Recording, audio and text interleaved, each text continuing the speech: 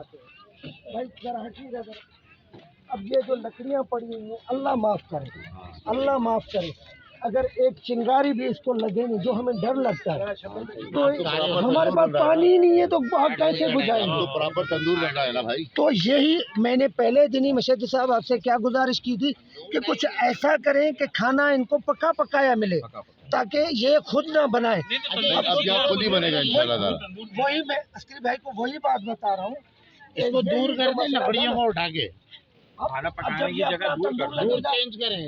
ये हम इसको यहाँ पर नहीं रखने जगह पे देंगे, ना ये नहीं रखेंगे। देखिए ना, अल्लाह माफ करे, अब ये क्या है, ये चूल्हा है और ये यहाँ पर ये आग जला रहे हैं। अल्लाह माफ करे, खुला इलाका है, अगर थोड़ी सी हवा लग गई तो पूरी सब कुछ भाई हमारे काबू में ही नहीं आएगी ना। अब ये हटवा दो यहाँ से सारी चीजें।